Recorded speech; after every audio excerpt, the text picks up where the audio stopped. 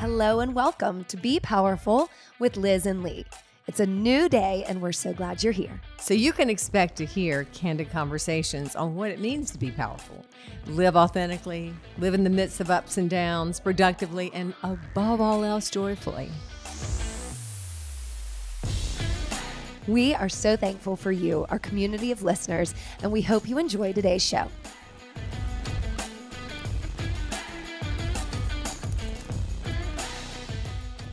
Hi, Liz. Hi, Lee. How you doing? I'm excited about today's guest. I know, I'm so excited. Okay, so if you're listening, I want you to stop listening and start watching this because you're going to want to watch this on YouTube because this is a gorgeous guest and an entertaining guest, and you're going to need to see the visual. So in the words of David Letterman, this guest needs no introduction. However, he deserves one. So today we have the gorgeous, the multi-talented, the extremely funny, intelligent and witty. Mm-hmm. Here he comes. Phillips Wood. I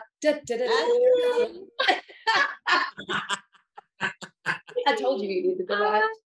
Awesome. This meeting is being recorded by the host. Right. Yeah.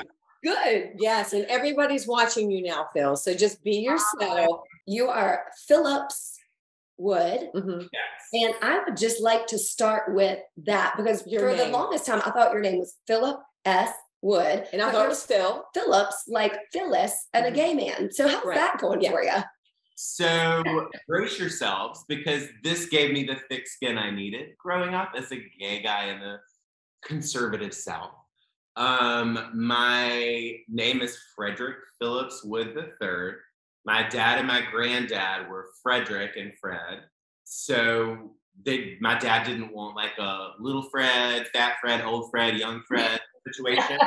Little Fred wasn't bad. My name is Phillips, but the nickname for Phillips instead of Philip, like Philip would be Phil, Phillips would be Phil's.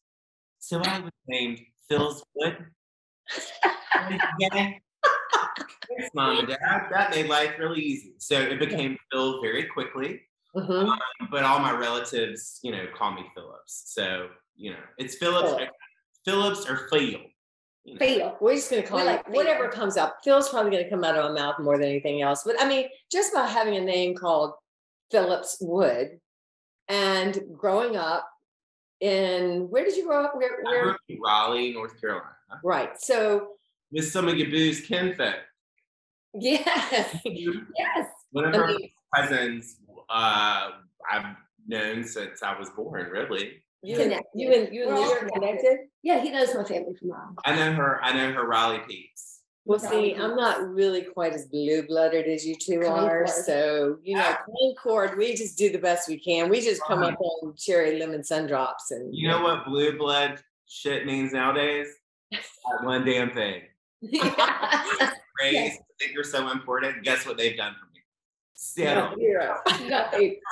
Okay, let's introduce your ancestors behind you before we get back to Liz's stuff. Yeah, just give us this right here is definitely an instant ancestor. I call him Big Bob, and I decorate him for each season. And because of the success and beauty of the Top Gun sequel, we have Maverick. So he's wearing my costume from P-Town Halloween circa 2016. Excellent. Yeah. Excellent. He looks great. He looks great. I broke in aviators, but you can't see from them. That's okay. They landed on the perfect spot.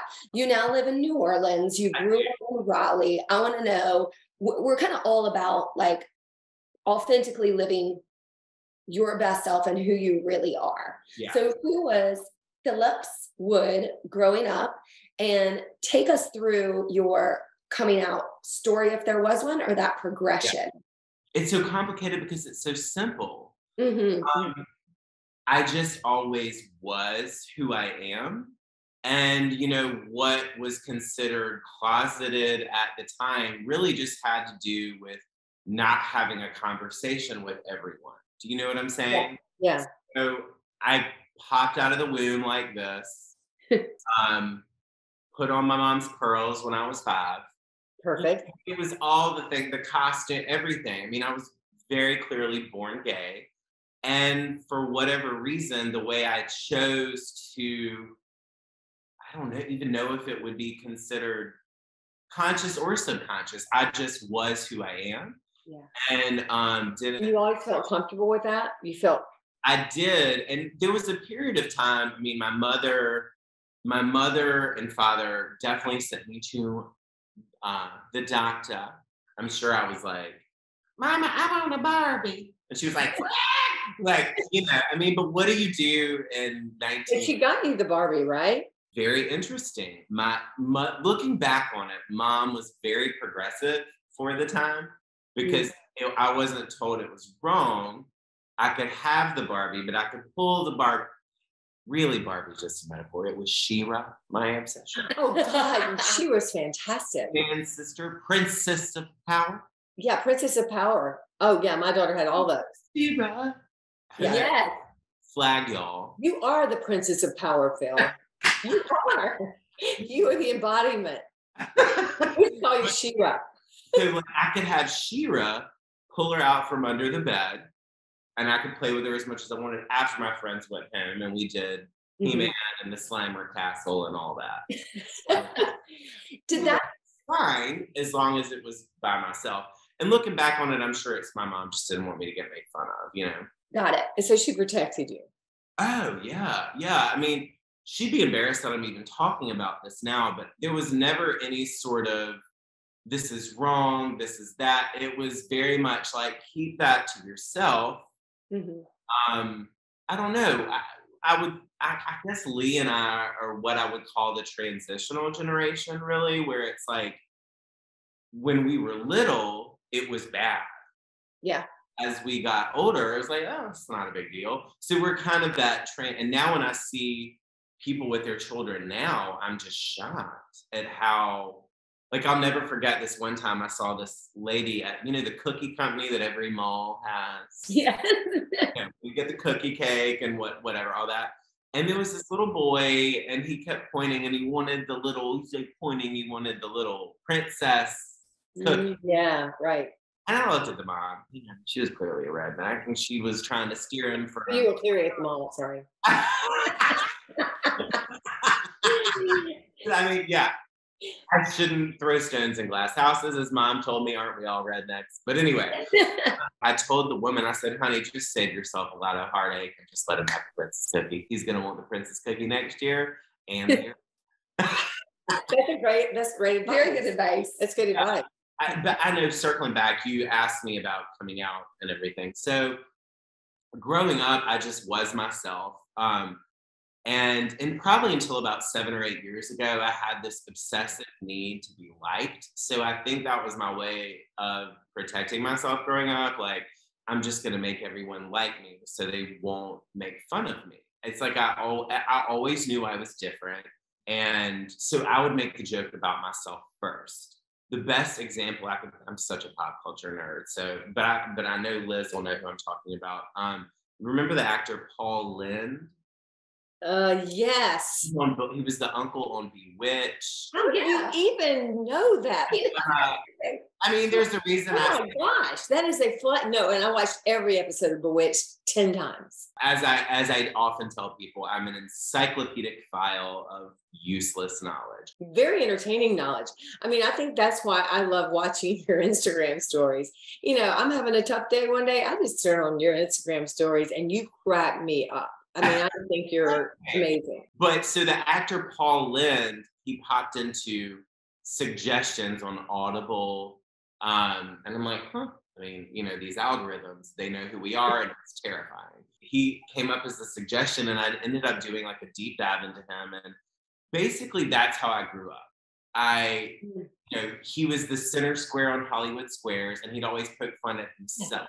Yes. So what I would do is I would be the first person to throw the dagger at myself. Right. Because I was doing that in the 90s, and he was doing that in the 50s. So, can you imagine? So brave. And so I would throw those daggers at myself when really there wasn't anything to hide. I wasn't doing anything I was hiding. And so I just was sort of myself. And then I got to high school. Things got a little mean. And I sort of altered course and did like a, hey bro, what's up? One does what one has to do. Not convincing at all. I mean, yeah, man, what's up? Oh my but God. you're good at that. You're a natural actor. You could act it. But that had to be hard. Y'all, life could have been so different. I wanted so badly to be on the Mickey Mouse Club. And I remember they had auditions in Raleigh. And it ended up being the one like Brittany and Justin and Christina, Harry Russell and Ryan Gosling. I mean, because those were the people who were on it when we were little. Yes. Right. I just remember that coming together. I was like, what? The Mickey Mouse Club is coming back? I'm like, what? I'm like, Mom, can I try out for the Mickey Mouse Club? She goes, you don't even do your damn homework. So she didn't let you do that. So that was that. You would have gotten it. That's it for, moms. Yeah, that was. If that's the worst thing your mom ever did for you, to you, then you have had a very privileged, good life, right? You didn't want to be Dina Lowe, I guess. Yeah. Okay, so you have two brothers, right? I know, sorry, but you have two younger brothers, Edward and Sir. Mm-hmm. Okay, and did they ever give you shit growing up, like Bill? I was different because I liked all the boy things and I liked all the girl things. So we weren't dissimilar. We always had.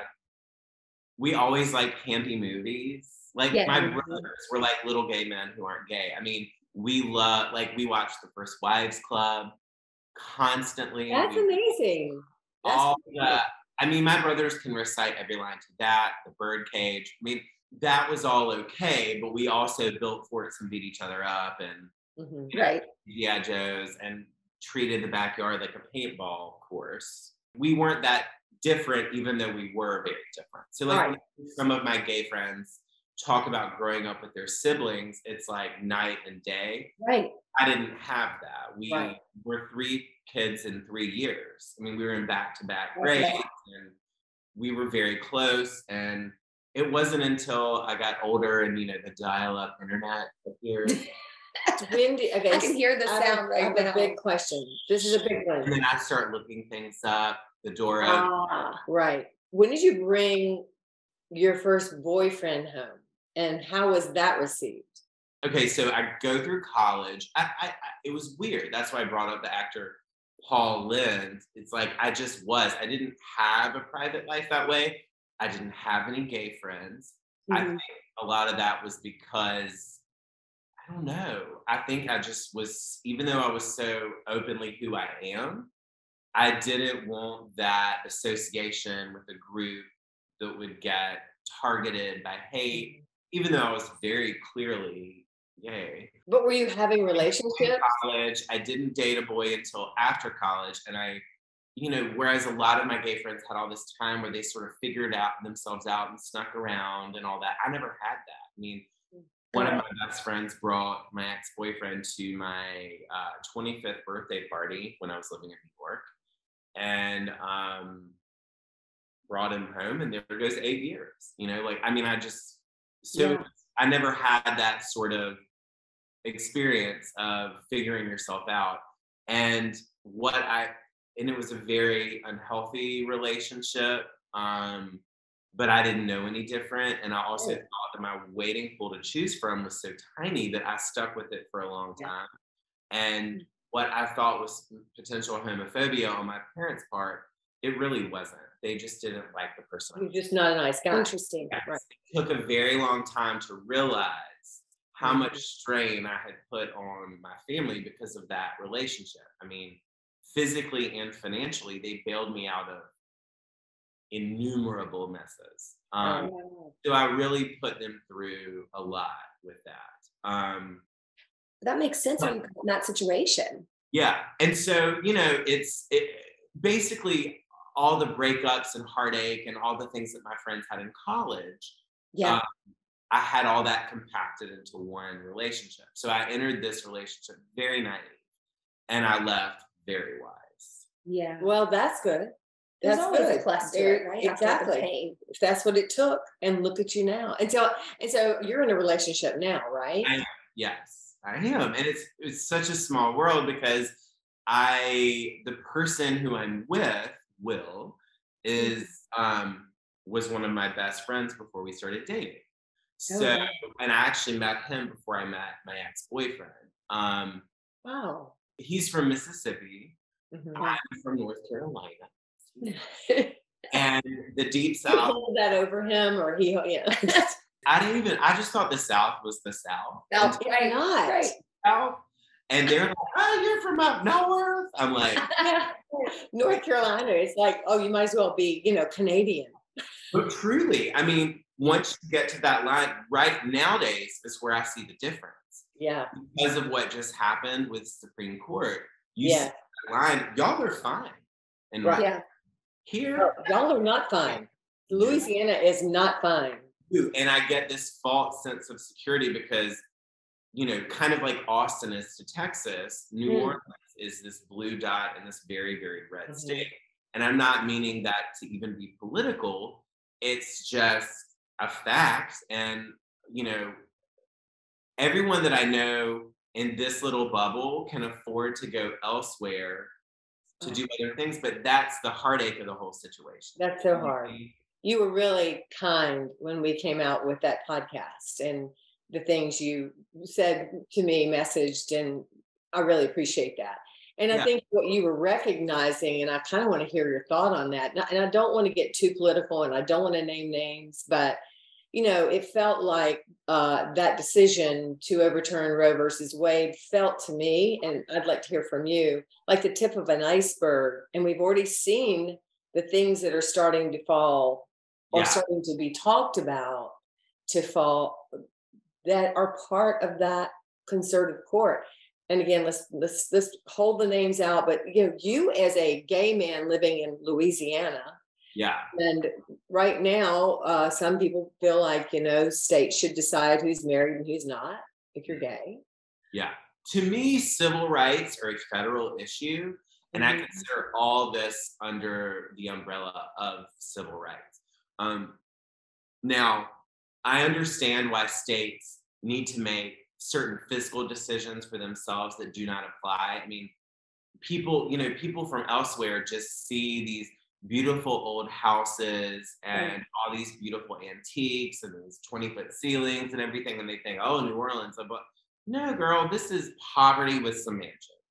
So, so like the fiscal decisions that apply here do not apply in Manhattan. They don't apply in North Carolina. They don't. They're all very different. But civil rights, to me, is a federal issue.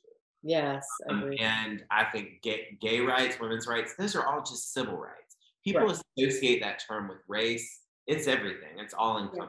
That's a very good point. I haven't thought of it that way, but that's a very good point. The thing that upsets me most about the Roe versus Wade thing is the hypocrisy that I'm seeing when it comes to you have traditional conservatives want less government in your life. Well, what's more invasive than someone else's body or home? Right. I mean, what is more invasive than that? So that era that we had of sort of Bush, Clinton, that's dead. I mean, a lot of our problems could be solved by realizing that what we have now is we have human issues. They're not even political. We have a crisis in terms of the people who run for office. I mean, each party has taken to this small tent extreme, and those are the people who run for office essentially for a career. And we vaunt these people who, do you know what I'm saying? Like, elevate these people who haven't earned that, right? In my opinion. But I see how it happened. I mean, we also live in this world of cancel culture. So nice people, quote, nice people, they don't run for office anymore en masse. I mean, because why would you? Why would you ruin your life to run for office? That sort of era of serving your country and earning the right to do that, it's dead. And that's very sad to me. That's sad. But we keep searching for ways we can make a difference. And sometimes we think, just having a platform of a podcast helps. And sometimes I mean, what would you think? Just you have a platform, Phil. I don't use it enough. But I'm just, or then how would you see yourself making just the smallest difference? Maybe it's just right now, literally. Yeah. We all have our different avenues of activism. And I think my whole thing has always been making being different palatable to the masses. Whereas a lot of people choose to nitpick about this and that. I've always looked at the bigger picture because I realized growing up, I watched the show Will and Grace make way more of an impact on people's thoughts and opinions than any sort of legislation. It really did, yeah. That's sort of the way I've always looked at things. Whereas, a lot of my gay friends, of which I do not have enough, quite frankly. Neither do we. I'm a bad gay. Like I don't. We don't even know what we are. We can't even identify. We don't even know. We just identify as human being women who are in a relationship together, and we don't even know what to call ourselves. Yeah, basically, we just ended up. I mean, it's like I was saying. Lee and I are in this transitional generation. I just woke up one day and I was accepted. So I was like, oh, okay. So like, I don't need to go plow the gay bar. I don't need to go do that. Why? My mentality has always been, why segregate myself if I don't have to anymore? I think that's a really good point. Yeah. So I don't relate, like now certain things that are done during Pride Month, for example, I'm glad that there are people who want to put on their Speedo and oil up their little body and strike down that little beach. Good for you, honey. But like, there is no spray tan strong enough, no sock in the Speedo big enough to get me to do that.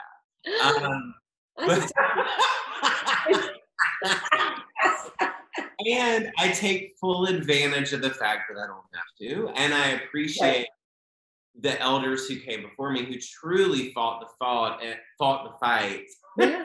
And I don't see enough younger gays, especially gay men, respecting their elders as they should. I mean, people, we all witnessed a lot of, Lee and I as children, of half a generation died. Yep, exactly. And that was right. The rights of these youngsters, and I don't see the respect that's due there. So I know I sound like a 90-year-old lady, but I just don't. I'm sort of disenchanted. I think that's a good point. They don't have the respect maybe because they don't understand how they got to where they are. Yes. It's, it's just like us talking about women's rights and things like that. People just have always had that. So they don't understand what it took. Well, now we're about to understand. Y'all, That's right. These trigger laws are no joke. I have a friend who's in the middle of egg retrieval whose doctor called her crying, like, I'm going to refer you to this clinic in Colorado. Oh, wow. Oh, yeah. She was like sobbing, like, I don't want you to continue. Right. When I don't really know this is the first time we've had the American Medical Association release a statement like, our people can't do their job. You don't know what to do. And they're being threatened too. Yeah.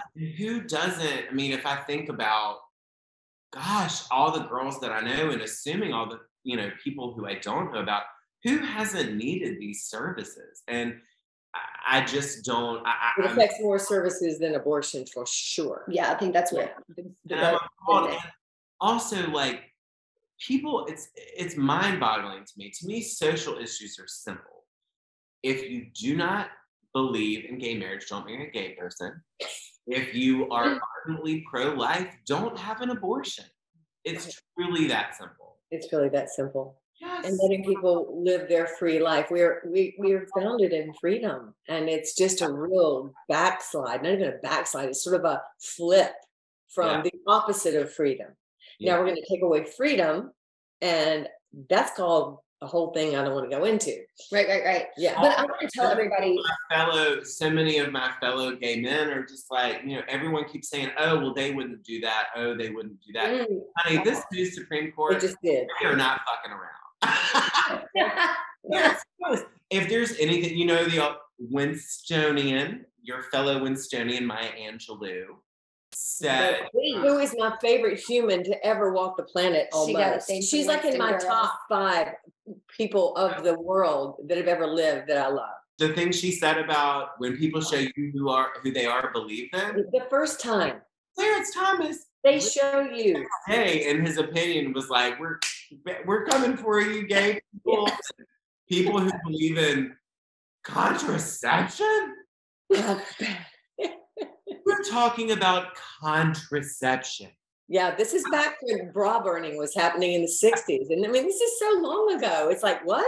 And these are our tax dollars that are being spent on all the money. So this is what I don't understand from the conservative perspective. All the money that's going to be spent on digging at this. It's not a conservative. You're a conservative, Phil, aren't you? I mean, aren't you kind of a conservative gay guy? No, I really think of everything as once every party took to an extreme, I just became like sort of my journalist self where I just analyze everything and all the hypocrisies. I don't want to glomp onto any sort of side right now because glomp is such a good word. I don't either. I really don't, because truly I feel like, okay, so like if I'm at a dinner with a group of people who obviously disagree politically, I like to go, guys. Yeah. Take off your labels. Talk about what you actually believe in, and I bet it's 90% of the same shit. Yes. Exactly. It always is. It always is. And that's why we just need to keep talking, right? People need to remove those labels and talk, because I don't have one Republican friend who wanted Roe versus Wade overturned. Not one. Right. And I don't have one Democratic friend who truly wants to live in under a socialist regime. So it's like, do you see what I'm saying? Sure. Yeah. No, we're all on the same page. We're just in some kind of spell. It almost feels like a spell. Yes. You know? Part of it is because parties will not get rid of pandering to certain demographics, and to a certain point, both parties have kind of gotten what they've asked for. Yes. As, people used to follow political playbooks to pander to get elected, and now like each side kind of got what they asked for. Exactly right. Yeah. It's scary. And so you, my fellow Tar Heel, you were a journalism major. I was. Yeah. And you've been in television. So tell everybody a little bit about your, why you're so damn smart about all this and interested in it. I went to the journalism school at UNC Chapel Hill. As Lee, your podcast host, also was none of the journalistic ethics we were taught in journalism school are even followed. I mean, I don't see anyone who follows them. It's crazy. I mean, and I think a lot of news is now all opinionated. It's not. I do, for the most part. I mean, the biggest problem we have now is the time it takes to be fully informed. Right. I don't have kids. I do not have a normal 9-to-5 job. So I have the time to do all this. Most people don't. And that's really sad. I mean, a lot of people grew up with, Liz, I know you look 14, but but I'm 68. No, I'm not saying age. What I'm just saying is you and my mom Walter Cronkite. He read you the news. I did. I really liked him too. He was he was good. But he just gave you the news. Yeah. And we don't live in that world anymore. I'm going to flip it from political, to social. So you are an internet, presence, entertainer. I'm not going to use the damn word influencer, but you're not selling anything, are you? Are you an influencer? I know it's a waste, but y'all, you should. Kim Kardashian size following to make real money. That's true. $400 to like post, a picture of myself in Crocs. But that wouldn't happen. I would actually pay money to see you in Crocs. So what you need to do is watch him so you can watch him shower outside on the streets of New Orleans. Oh my God. But I guess my question is, you are discerning enough, old enough, intelligent enough to dismiss the noise and the negativity that comes from a place like social media and Instagram. how do you expect the younger generations to deal with this? And what would you say to them? Like, give them advice. No idea how people raise children nowadays. I don't either. So like, what would you do? I mean, somebody, oh, mama, so-and-so, because remember when we were kids and like, there was always the person who ruined the tooth fairy, like the kid in the neighborhood whose parents gave him $100 a tooth, and every other parent was like, fuck you.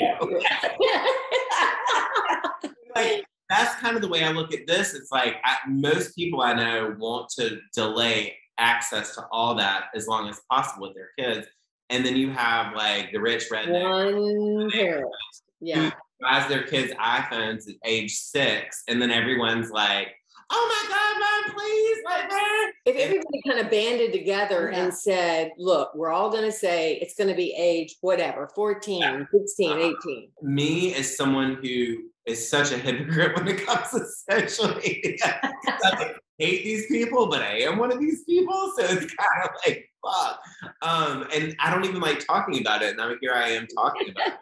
No, because I asked you. And it's like when a comedian refers to themselves as funny, you're like, are you funny if you're calling yourself funny? Well, but since you are an influencer, if I'm like, I'm an influencer. You're not. But since you're not an influencer, but you are funny as hell and an entertainer, and everybody's following you that I know, and more people should not pick you up, but follow you. I mean, get with the kids, and I do need to use that platform better. I do.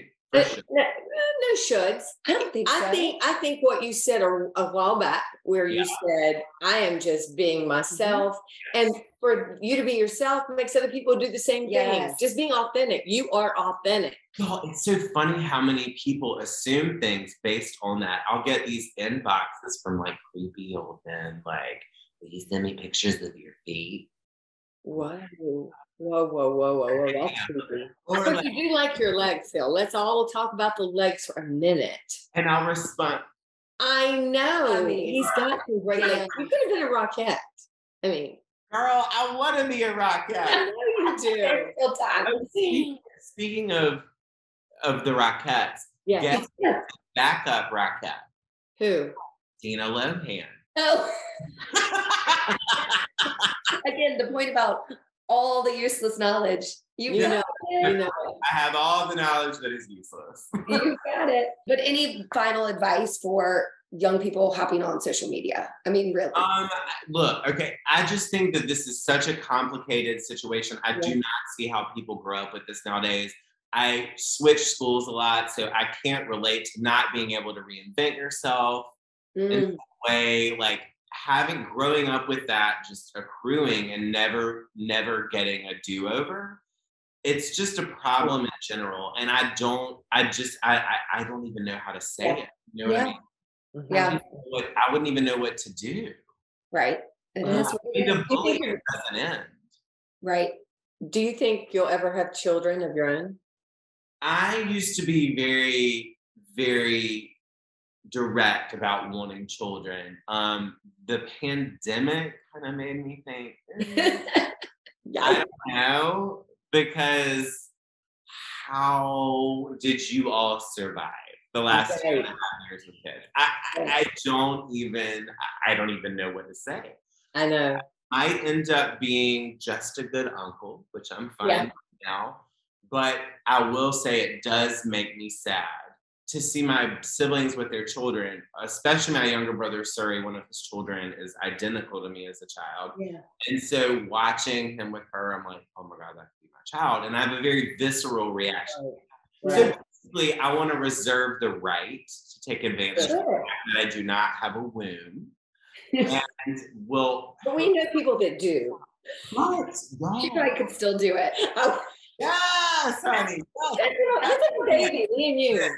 Liz, I want to know where you got it. And you know what I mean? I'm talking about that potion that Meryl and Goldie drank and Death Becomes Her. You sold your soul to Mussolini and you drank that potion.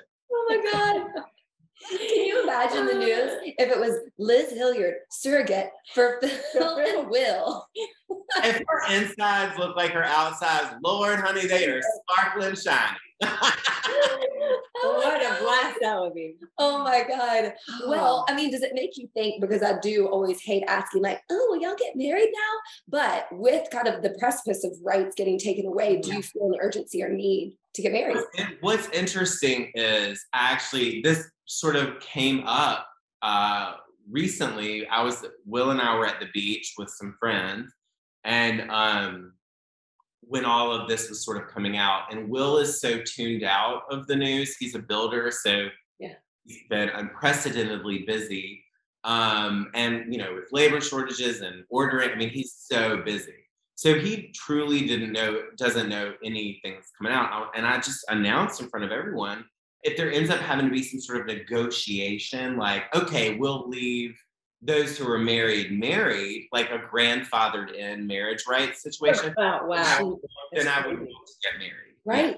Yes. But it kind of took away my favorite part about being gay. All of this, it was like, oh, nobody's going to ask me, when are you getting married? Nobody's asking when you're going to have children. And of course, now, it's just assumed. I can just ask you the two questions. Yes. If there was going to be a grandfathered in situation, I would want to be married. Yes. Mm-hmm. But without it, if it ain't broke, don't fix it. It is kind of weird though, if it did become like a state thing. Like in North Carolina, it was legal, but in Louisiana, I guess if you got married in North Carolina and you went to Louisiana, you couldn't be married there. No, that's the thing about it. Civil rights are a federal issue, period. And I think that's the takeaway. That is the takeaway. All of this falls under the umbrella of civil rights. Yes, I agree. Totally agree. Well, you can just come with us on our next trip to Italy, because we decided we were going to get married there, because it's just fabulous. It's so fabulous. It's so fabulous. And flower girl. Yeah. Can I be the flower girl? You'd be perfect. I always wanted to be the flower girl. Wear your pink and bring your Maverick outfit too. That Maverick outfit. Weird. Like, no, it's awesome. How many times did you see Top Gun so far? 3. Good. 3? Good. Yes. Yeah. But I might like Elvis. Elvis. Tell me about Elvis before we get off. Elvis. Are you kidding me? Are you kidding? I lost my mind. Love it. Boggled my mind. Obsessed with this actor. I did a little guy. You can tell during that, because he took on that persona during COVID. I did an Austin Butler deep dive. And him before and him now, it's like he can't get rid of some of the really? He can't? This is not a bad thing, by the way. No. No, ain't nobody makes loins quiver like the king, honey. That's awesome. I love it. Okay, well, tell us more summer tips. Okay, we want to know, what's the best thing to drink this summer? Because you always have good concoction. What are you having now? But what do you? What I have right here is a light sparkling rosé situation. Okay. But my drink of choice is a Fresca and tequila, a Fresquila. Yeah. It's like a calorie-free Paloma, if you will. Is it calorie-free? Is Fresca calorie-free? Fresca is a diet drink, honey, and people don't realize that. They have a branding crisis. I've noticed. Apparently, I didn't know this. Okay. I don't drink a lot of soft drinks. The first time I ever had it was my aunt had it at the beach cottage when I was little, and I was like, what is that? And I became obsessed with it. And it had the old school label, and then I watched it evolve, and I've seen them try to rebrand. Tab was officially done away with last year, which destroyed me. I used to pay $60 for a case on it. Wow. Oh my God. It's like basically being like, here's your privilege. I don't have kids to raise, guys. But I thought the same thing was going to happen to Fresca. I thought it was going to be gone. So it's my favorite mixer. And they were trying to rebrand it as like a sparkling water, but it's really a diet. Fresca. We're going to try that with tequila. We like tequila ever since we went to Mexico, right? Or I did for the first time. So Fresca tequila, with lime and then basil, mint, whatever you've got around. Ooh, it's just divine and easy. And as you probably know, tequila is the only alcohol that affects the central nervous system as an upper. So always a good thing. Explains a lot of nights if you really like listen for it, you know? Like, oh, that was tequila. Yeah. Are you like a classic entertainer, gay man? That's one of the things that was so weird about moving into this house when I did, is I moved into this house 2 weeks before the world shut down. Oh, wow. I was so excited. I mean, this is the perfect host house in terms of, you know, like whenever y'all come. Yes. Stay in your guest quarters, which are available. That everything is just laid out. This is an entertaining house because these old houses here in New Orleans, they're built for the way people used to live, where you used your living room, you used your dining room. So the way we use space nowadays is so small in this house. Right. So basically, because of the pandemic, no, I haven't entertained like I wanted to. And we've had little blips of hope, like, oh, everything's fine. Yes, I have parties. Yes, I'm definitely the stereotype when it comes to entertaining. Using citrus from the yard, using herbs from the yard, all the things. But I just can't wait to like do that consistently. Right. Yeah. Yeah. What do you love most about living in New Orleans? The sense of fun here that people have is sort of just like being a gay man. It's like you have an excuse. You're like, oh, I'm gay. Like I get to be a fun person. I'm not to touch on. I'm not trying to say like, oh, gosh. But lesbians are not fun. Huh? Is that what you're going to say? Lesbians are not fun. Oh my God. Funny. Paranoia has set in. No. Because remember, we don't actually identify, but we belittle actual alcoholism. That was just a joke. I just feel like I can't make jokes anymore. But just the sense of fun of this town. This is definitely home to me now, but I need to leave it to appreciate it. Do you know what I mean? Like I'm looking out this window and I see we don't have reliable garbage pickup, kids. Like the sanitation worker just broke the garbage can again. It's like I have to buy another one. I mean, things that you take for granted in the first world. Yeah. You feel a little third world down there. Yeah. I mean, my parking spot's a sinkhole, ladies. This was not cheap, but I have a sinkhole. You know, so your tax dollars going taxes, huh? They line in pockets. They're line in pockets. In fact, our attorney general, who is currently under investigation, the trial is going on right now. Ooh. This is one of the only towns that I know of where people actually watch local news, and I have a good friend here who's That's great. That's really good. Everyone watches their local news because it's entertaining and terrifying. Yeah, wow. It's like the perfect train wreck. Entertainment through COVID. Okay, 180 to a serious question, and it's: do you feel like there is something in your life, either an event or a person, that shaped who you are? Yeah, my mother. Oh. We're the same person, except I look just like my dad, who passed away in January. Sorry. God. I know, that was tough. This is the thing, like to have, to grow up in a relatively conservative family and not have being me an issue, like it was a non-issue. I put this thing in my head that it was going to be so hard forever. And I had a dad in his 80s who was like, where's your boyfriend? Oh, I love that. It was very special, and I didn't know, the things that I thought were potential homophobia growing up were just him thinking it was normal to ask me these things. Well, you look at the boys or do you look at the girls? And I'd freak out, like assuming. It was very freeing once I put in my head that gay is not a bad word. Do you know what I'm saying? Yeah. It's this mind shift. It's like, you used to hear the word gay. Yeah. And now it's like when you put it in your mind so that it's not a bad word, it changes a lot. And I know I'm going down but yeah, my mother, she was such a unique mom growing up where, in my hometown, it was sort of in fashion to be this sort of verbal, it was cool to be this verbal Christian right person with word, not deed. Okay.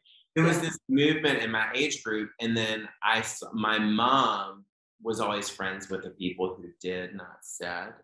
Do you know what I mean? Right. They were Christians with their actions, not their words. Mhm. And I grew up with a mom who that kind of stuff was private.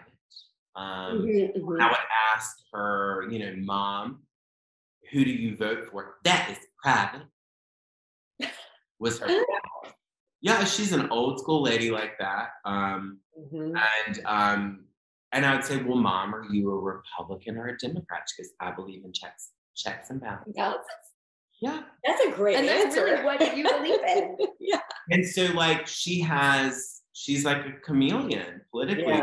Friends. It's like she has these very liberal friends who think she's very liberal. She has these very conservative friends who think she's very conservative. I just was raised in that way. And so that's kind of how I am. And then a lot of my little old Southern sayings, I steal them all from her. Basically, I just, quasi profit off of her material. I think that's the greatest compliment for your mother ever. Give us one. Let's see. Oh my God, y'all are gonna love this. Okay. So my brothers and I would like beat each other up and stuff and be like, fuck you, whatever. And unlike most moms, she didn't like beat us for that. She didn't really say anything. But then I came home from school one day and I said, Mom, so-and-so is pregnant. She goes, what did you say? And I said, pregnant? She goes, oh, horrible word. No. And I was like, the mom who didn't spank me for saying fuck you got mad when I said pregnant? That's awesome. Horrible word. She is expecting or she is with child. No, like Mother Mary. Oh my God, I love your mother. I love your mother. So good. Let's get her on. That word pregnant is way too clinical. Oh my God, I love that. That's amazing. I'm happy about the situation. Oh, wow. Good to know if we ever meet your mom. Because now when I hear ever since that, when I hear the word pregnant, I hear it's pregnant. Yeah. It's tacky. So if we have a baby, Phil, we won't say we're pregnant. I was just saying, expecting. You're expecting. I love it. This is great. So funny. Well, I love that so much. A regular thing. I think this is fun. It is so fun. And I think it's just really important for people to hear your perspective on probably, I would say, growing up in a life of privilege and still being yourself and honoring who you are, and that we are all, you take the words and the labels away and we are all humans with all of these civil rights, that's what we should care about instead of everybody being so sided. And that's the thing, y'all. This is what we're getting, what our culture is getting, what they asked for. Like, nobody wants these things that are happening. Like when you survey the American public, 80% of people did not want this to happen. I don't know one Republican who wanted either. This way to overturn. Not one. I don't know. Yeah, I mean, it's just, this is what happens when we allow ourselves to be pulled into this label. Do you know what I'm saying? Like, Agree. It should be issue, not party. Issue, not person. Yeah. So disappointing. You know what I mean? We all pick special interests and people disappoint. It's ideas and policy. Do you know what I mean? Yeah.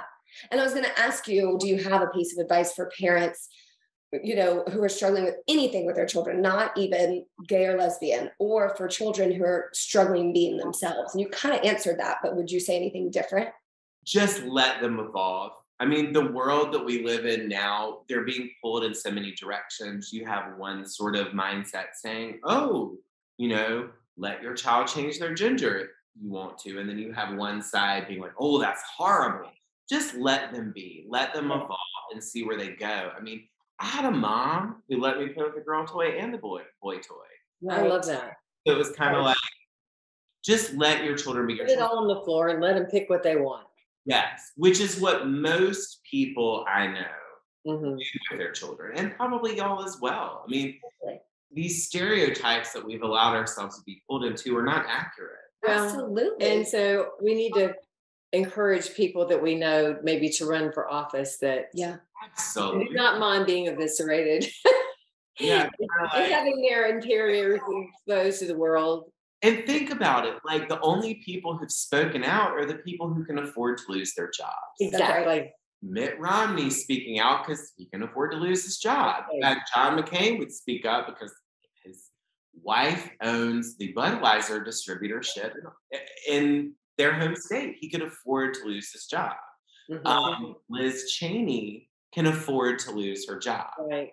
So it'd be interesting to see what happens to her. You know what I'm saying? Yeah, absolutely. Yeah. People who are speaking up are people who can afford to lose their jobs, and that is sad. Yeah. That's sad. Well, I think you two should run for office. I do too. We can have a child and we can run for office. It'll be fabulous. Yes. Oh my God. Family values. Yes. Your platform. Exactly. That's amazing. Do you have anything, speaking of evolving and letting people go, anything on the horizon exciting coming up personally or? Well, yeah, I'm getting out of this heat bubble tomorrow. Okay. Where are you headed? Maine getting out of the state for the first time this summer. Going to Kennebunkport, Maine tomorrow. Beautiful. It's good. And it's been too long since I've left. So I'm excited about that. But yeah, I mean, that's what I've got going on. And then I'm going to see my family in North Carolina. We're going to do like sort of our family beach week. Nice. The next week. And then I'm going to go to my cousin's wedding in Colorado.